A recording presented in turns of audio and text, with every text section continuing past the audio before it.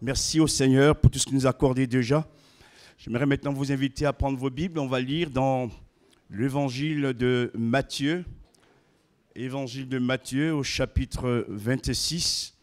Nous lirons à partir du verset 30. Évangile de Matthieu, le chapitre 26. Nous lirons à partir du verset 30. Je répète une dernière fois. L'évangile de Matthieu, chapitre 26 et le verset 30. Nous lisons.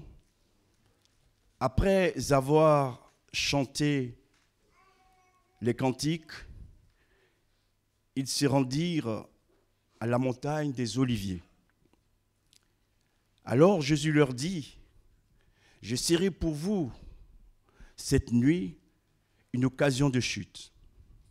Car il est écrit, je frapperai le berger et les brebis du troupeau seront dispersées.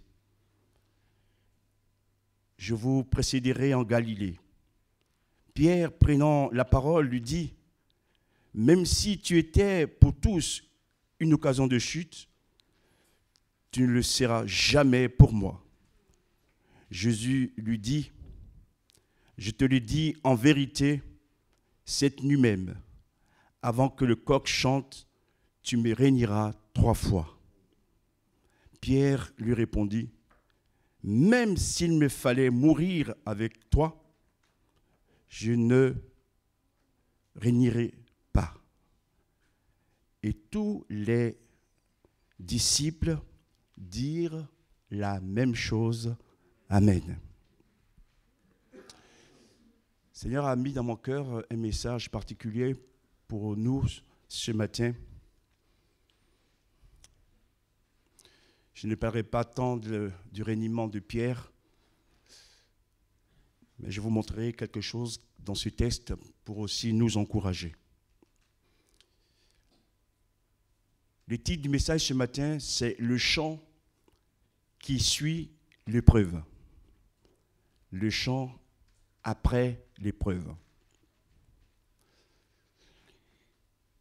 Il est dit ici au verset 30, « Après avoir chanté des cantiques, ils s'y rendirent à la montagne des Oliviers. » C'est une des premières fois où précisément la Bible nous révèle que Jésus chantait. Jésus chantait avec les disciples. Et ici, c'est la dernière fois qu'il chante avec les disciples, puisqu'il va être arrêté et mis à mort. Et nous voyons ici l'importance du chant dans la vie du croyant. Quand nous chantons au départ, dans les réunions, dans le culte, ce n'est pas pour meubler le temps. C'est pour vraiment célébrer la gloire de Dieu, mais aussi exprimer notre foi dans le Seigneur. Le chant est révélateur de notre état d'esprit. Vous remarquerez que quelqu'un qui est étreint par la souffrance, la détresse, a du mal à chanter. Il peut le faire, mais ça c'est un miracle de Dieu dans sa vie. Parce que cette personne regarde à Jésus. Nous devons, frères et sœurs, vraiment, à retrouver le chant dans nos vies. Il y a la prière qui a son importance, mais le chant aussi. David a pu dire ceci, « Je m'écris loué soit l'Éternel, je suis délivré de mes ennemis. » Donc la louange aussi nous accorde la bénédiction de Dieu. Amen.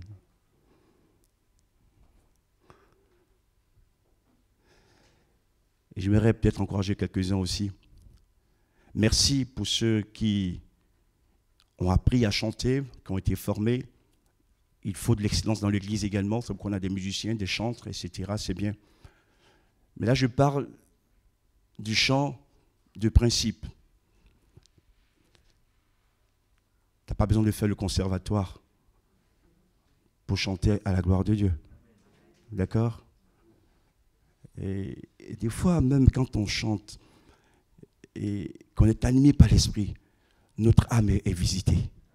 On se sent bien. Seigneur, merci. Et je voudrais vous le dire que, en cette fin d'année, pour la nouvelle année, que le chant ait sa place dans nos vies. Vous m'avez compris, ce n'est pas le chant du monde. C'est le chant de Dieu. Ça ne veut pas dire qu'il ne faut plus écouter d'autres chants. Mais le plus important, d'ailleurs, quand vous chantez les chants de Dieu, les paroles qui sont dites fortifient notre foi et nous restaurent. Que Dieu soit béni. Et ils vont aller à la montagne des Oliviers. Et je répète que c'est la dernière fois que Jésus chante avec ses disciples avant son arrestation et sa mise à mort. Et il savait qu'il allait être arrêté. Il savait qu'il allait être mis à mort. Mais cela ne l'a pas empêché de chanter. Est-ce que vous me comprenez? Ne laissons pas les circonstances de la vie influencer notre bonheur de chanter pour Dieu. Amen. Et que le Seigneur ce matin nous encourage les uns les autres à entrer pleinement dans cette vie de chant pour sa gloire. Le premier point de ce message, je l'ai intitulé ici « Les épreuves de la nuit ». Déjà que l'épreuve n'est pas facile, même quand on le vit dans le jour, et quand c'est la nuit, c'est terrible. Je mets en guillemets, c'est la double peine. C'est la double souffrance, parce qu'on ne maîtrise rien. Tout autour de nous, c'est l'obscurité totale. Et on est agressé, on est mal, comment faire, etc. Et ces vérités, et plutôt ces épreuves de nuit, sont particulièrement difficiles. Il faut le reconnaître. Il faut le reconnaître.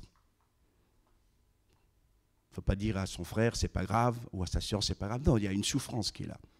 Il y a une souffrance qui est là. Bien sûr, il faut les porter dans la prière. Deuxièmement, dans cette épreuve de nuit, très souvent, c'est l'ennemi qui se déchaîne contre nous. J'ai eu un frère cette semaine qui me disait, j'ai l'impression que l'ennemi se déchaîne contre nous pour tout ce qui nous arrive. On finit un problème, notre problème arrive. Quand on a fini ces problèmes, un troisième arrive. Il essaie par tous les moyens de nous déstabiliser, de nous décourager. Mais ce frère a confessé la victoire parce que ce n'est pas l'ennemi qui va l'arrêter dans son service, comme dans notre service également. Et l'ennemi se déchaîne encore aujourd'hui. Par tous les moyens, il veut nous détruire. Et il veut aussi arrêter la progression de l'Église. Quand je parle de l'Église, c'est l'Église en général. Et vous allez voir ce qui va être dit ici.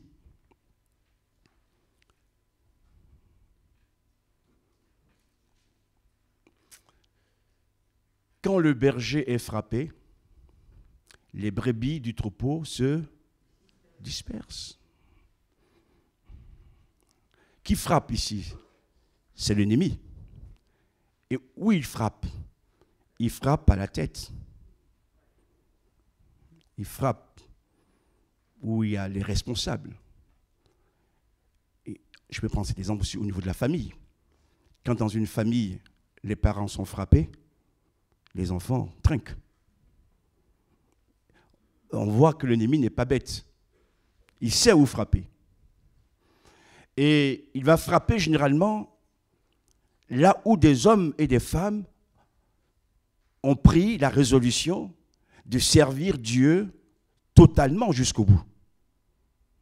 Il voit et il sait qui nous sommes. Et il va se déchaîner contre nous. Si c'est le cas pour vous ce matin, j'aimerais vous dire, frères et sœurs, excusez-moi l'expression, c'est normal. C'est ce que fait l'ennemi, c'est son rôle, sa fonction. Mais heureusement qu'au-dessus de lui, il y a quelqu'un qui est plus grand, qui nous protège et qui nous donne sa victoire. Son nom, c'est Jésus.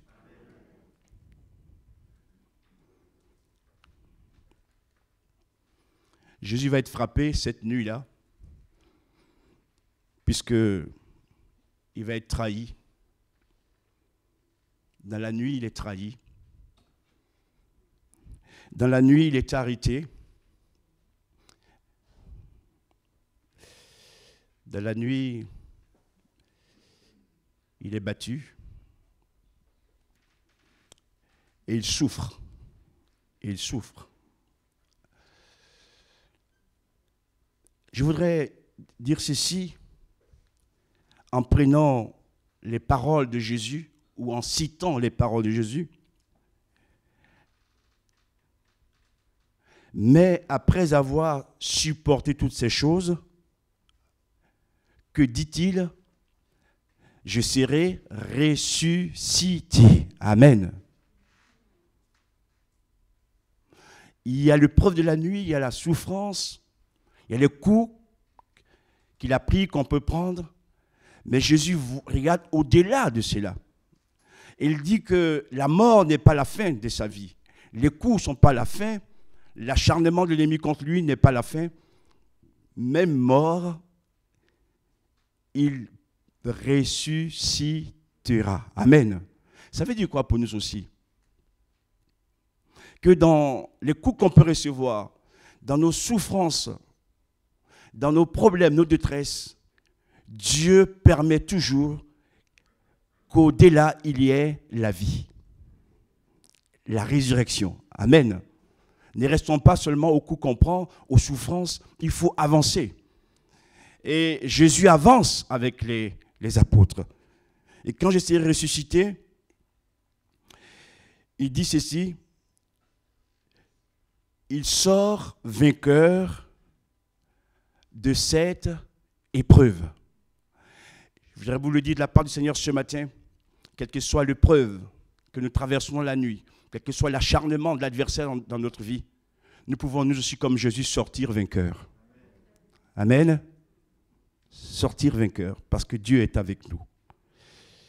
Gardons l'espoir, gardons l'espérance et ayons totalement une confiance en notre Dieu qui peut tout et qui est avec nous tous les jours jusqu'à la fin de ce monde. Même si les années changent, Dieu est toujours le même pour nous garder et prendre soin de chacun de nous. Deuxième point, dans la nuit, Pierre renie Jésus. Pierre, qui est si proche de Jésus. Pierre qui a vu les miracles, qui a entendu les enseignements de Jésus. Ici, il va le régner. Comme quoi, ça peut aussi arriver que l'ami nous renie. Que celui qui est proche de nous nous renie. Et ici, je ne parle même pas des gens du monde, je parle des croyants. Ça peut arriver. Ça peut arriver. C'est la nuit. Et il va régner Jésus combien de fois? 3 fois. 3 fois. Jésus avait prédit ces triples régnements de Pierre. Jésus l'avait prévenu. Il n'a pas cru.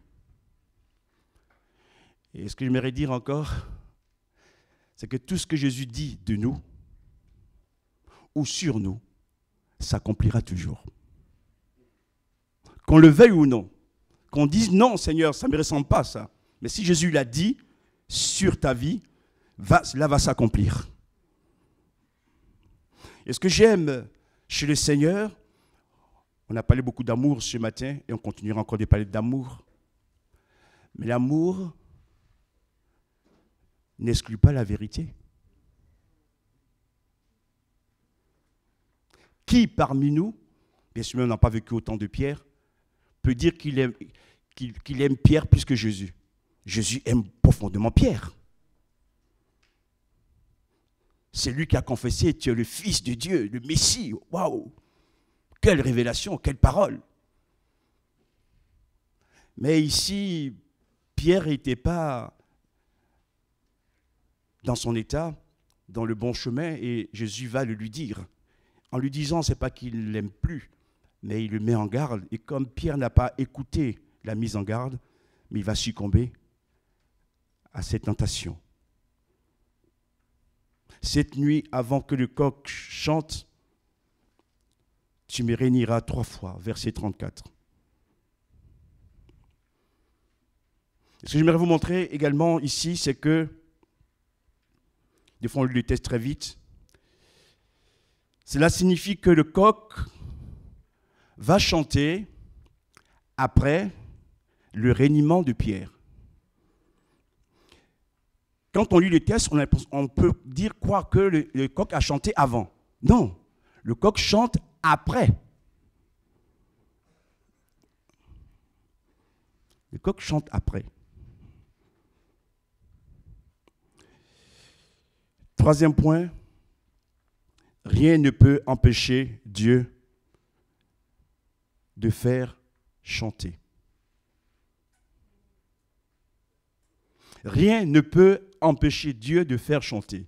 Jésus a chanté avec les disciples, les apôtres. Il est arrêté. Il est empêché par les hommes de chanter. Il n'a plus le droit de chanter en guillemets. Mais il va susciter un chant. Et ce chant sera le chant du coq. Amen. Waouh. Waouh. Comme quoi l'homme peut essayer de faire disparaître Dieu. L'homme peut essayer de vouloir cacher Dieu. Mais d'une manière ou d'une autre, Dieu ressort quelque part. Parce que Dieu n'a ni commencement ni fin. Dieu est éternel. Dieu est fort, Dieu est puissant. Personne ne peut l'arrêter. Merci Seigneur. Qu'à cela ne tienne, le coq chantera à ta place. Et le secret du message de ce matin, et peut-être avant d'en parler un peu plus longuement, dans Luc chapitre 19, verset 40, Jésus montait à Jérusalem et il y avait de la foule qui est venue à sa rencontre. Et cette foule chantait, criait, louait Dieu par rapport à tous les miracles qu'elle a vus, toutes les actions de Jésus accomplies au sein du peuple de Dieu. Et ils disent, béni soit le roi qui vient au nom du Seigneur.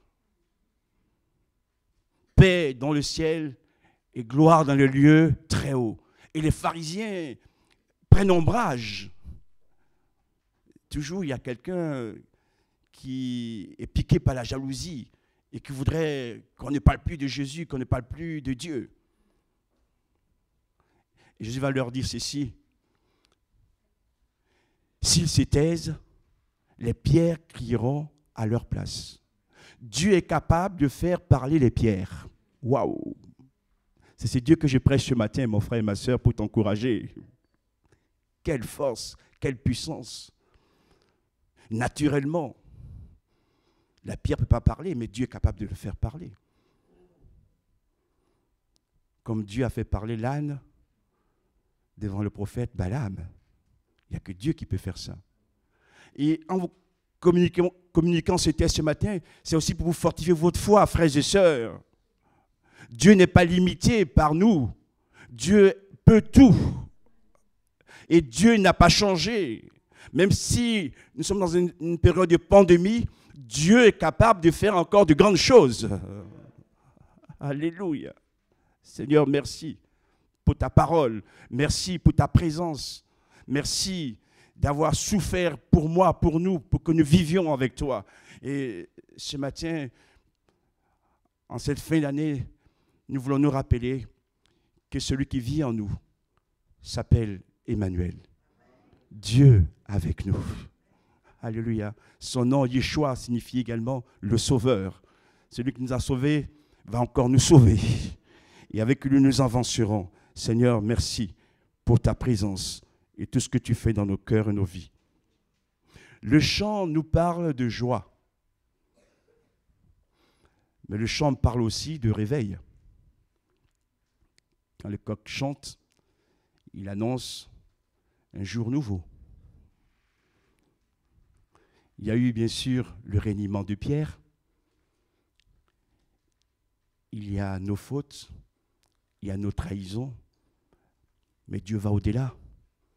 Et ce matin, on a entendu plusieurs dons qui nous disaient que Dieu n'est pas là pour nous juger ni nous condamner. Un autre qui parlait que le sang de Jésus nous purifie de tout péché. L'accusateur est là pour nous accuser, mais Jésus est notre avocat. Et pour qu'on soit libéré de le louer, de le célébrer. Alléluia. Merci Seigneur. Et ce Pierre ne termine pas sa vie au reniement. Il va continuer.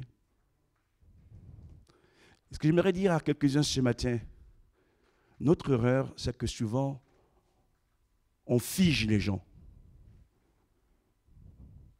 Parce que la personne a commis une faute, un péché, une erreur, et on résume sa vie à ce péché.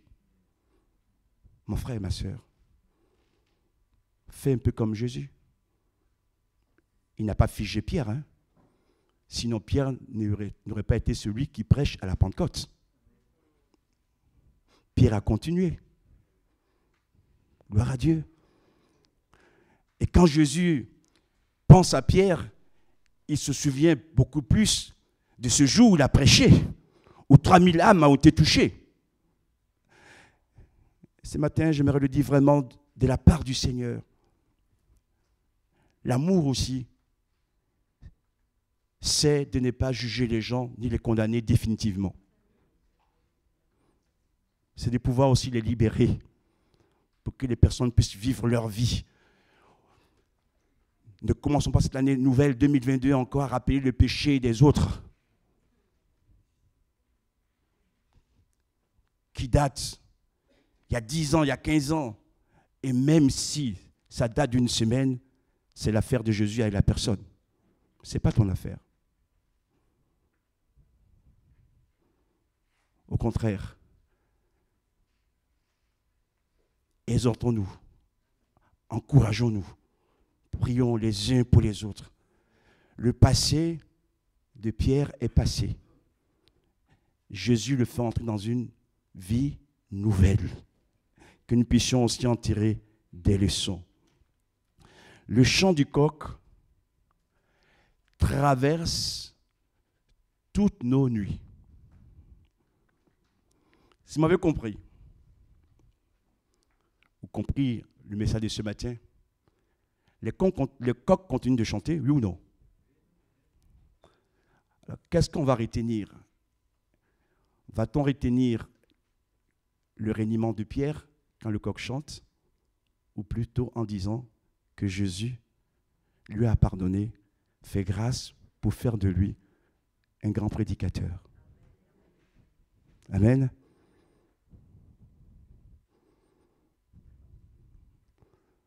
Oui. Des fois, on voit la tache noire. On ne voit pas le blanc qui est autour. J'ai dit, Seigneur, si c'était nous, on aurait dit, oh Pierre qui t'a régné 3 fois. Wow, c'est bon. Son stage est terminé. Prends tes valises et va-t'en. Non, Jésus a su voir en Pierre. Et j'aimerais quand même le dire. Parce qu'on le retrouve dans le chapitre 21 de l'évangile de Jean. Pierre, entre-temps, s'est repenti. D'accord? Il a reconnu sa faute, son péché. Il a demandé pardon. Il a été pardonné et rétabli dans son ministère. Pourquoi est-ce que nous, alors, nous retenons parfois le pardon? Non, pas ici, vous avez compris.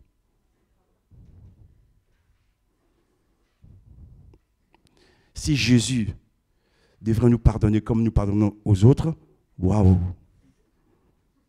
Personne ne serait ici ce matin.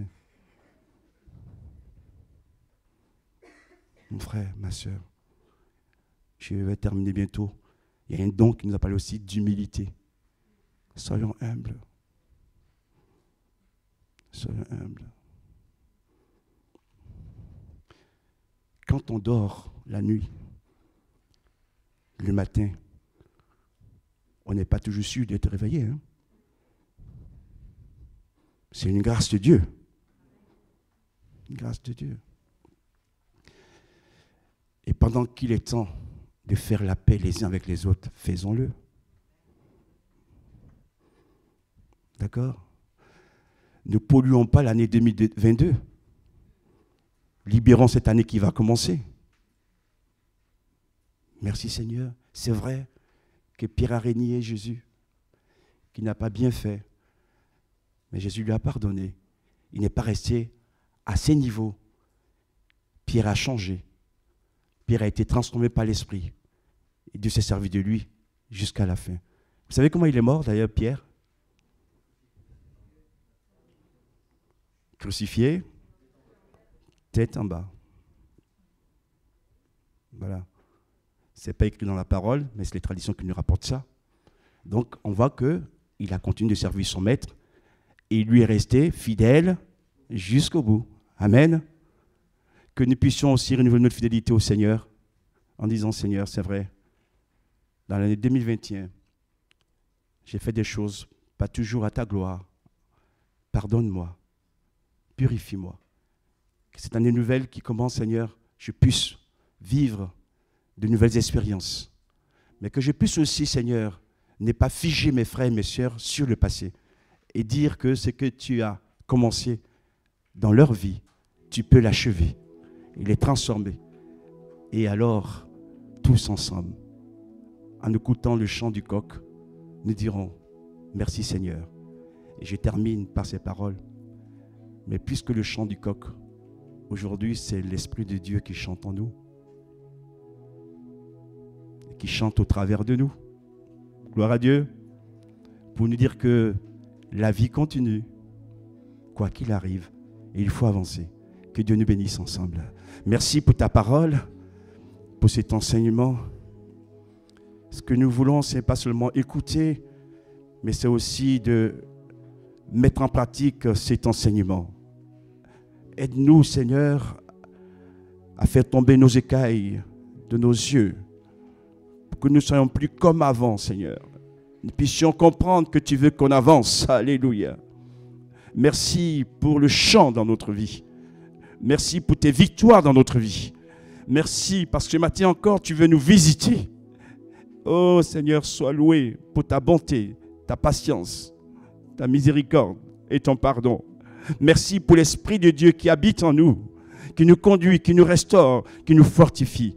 Seigneur, que toute la gloire t'en soit rendue au travers de cette parole. Au nom de Jésus. Amen.